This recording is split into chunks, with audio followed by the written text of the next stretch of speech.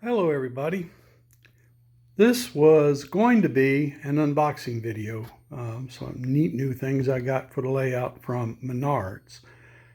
However, after we looked at it, the focus was horrible. So what we're going to do is do a layout video update, and I will show you some things that weren't in the original. So let's get started. I have added some figures to the layout since I got the light going on the back door. I put a guy on the back door porch, checking to make sure the workers have everything they need to get their job done correctly today. Coming along to this side, I added a guy on the porch under the light, taking a break. Hopefully he's not ruining his lungs by smoking, but he looks pretty cool. Also on this side of the layout, I have been working this week, and now all three of the yard tracks have functional uncouplers. I've had this layout essentially complete for over a year, and these were the only things that didn't work. When I decided to finally figure out why, I dug into it. There was a minor wiring problem, but the biggest problem was they didn't react the way I thought they should when the button was pressed. I thought I would hear a loud buzzing like an old E unit. And the fact of the matter is, these make hardly any noise at all. And I had thought I had burned them out because of the wiring problem, so I bought a new one. And that's how I found all this out when I was testing it on the bench before installing. And I discovered that the remaining two, once I took those extra wires loose, worked just fine. They were not burnt out at all. So that was good, because I was just about to pull the trigger and buy two more. So the end result is now I have one left over, and I may add it onto the other siding track. I haven't decided yet. On this side, as you can see on the work platform, I've added some figures, giving the Chicago Northwestern a minor work between runs, but I think they look pretty darn cool. Now we get on to some of the stuff that arrived today. Well, actually arrived last week while I was gone. But here we have a Menards boxcar. I guess that's Mr. Menard on the side of it. Pretty decent car, walkway on top, hand wheel on one end, lots of signage, all visible. And yeah, if you recall from an earlier video, I had taken and gotten some 10 cars from Menards, plus one from a video before that. So I thought it was time to end up with a Menards car. In that package today was also a man lift. So you can see I got the guy up there. He's working on the yard light tower. This thing is really pretty cool. Menards has some neat stuff. And coming back down, I got a hot rod Ford pickup truck. That looks pretty cool, but he better watch out, because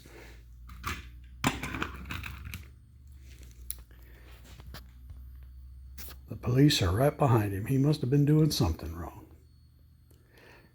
Now, onward to other things. Right there. Whole lot of trees are gone, and they've been replanted. Most of the ones that hadn't been done earlier are right here. But what we have here is the J. Shepherd and Sons dog food factory. Look on the back side there. See that? And Jack the German Shepherd. If you remember my J. Shepherd & Son boxcars, you'll recognize that pup. But we get over here and we've got lights on the side, got some workers, lights interior, workers on the dock, and there's Jack the German Shepherd. And this is pretty cool with the lighting. Then up on the roof, have another couple of workers. Red warning light on the top of the water tower, and some flashing warning lights on the top of the building. Now I will be taking, I said I haven't got this all completed yet, but all this area in here is going to become, I'm going to do a gravel spot in here, and all of this is going to be a parking area. And I think I'm going to try something new on this. I think I'm going to try using the gravel that you put in a parakeet cage to simulate crush and run. While I was installing the building and making way for it, I went ahead and I was having a clearance issue with this corner right here on one of my diesel engines. It kept hanging up in the railing. So I moved him back a little bit, and you can see the bare ground along there.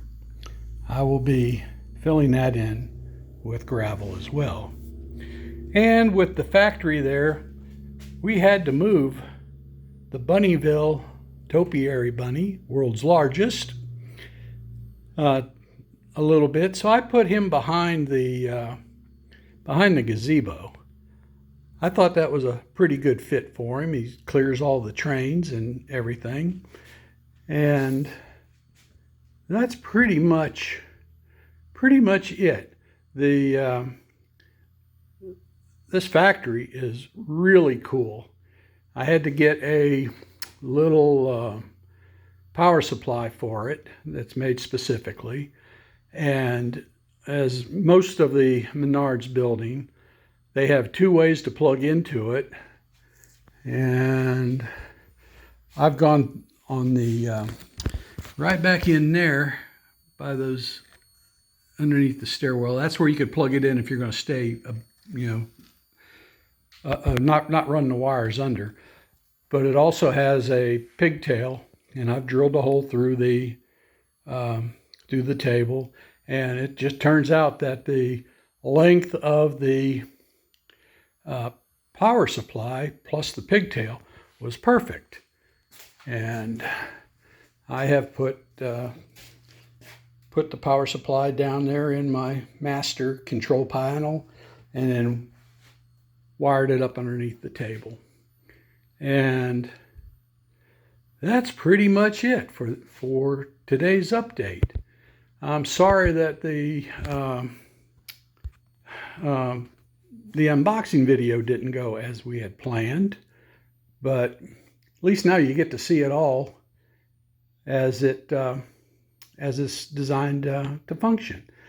And I'll be posting some more videos here in the near future, specifically with the upgrades that I'm going to do around the building with the gravel and around the Bunnyville train station. So thanks for watching this one. I'd appreciate a like and subscribe, and enjoy watching the video. Thank you.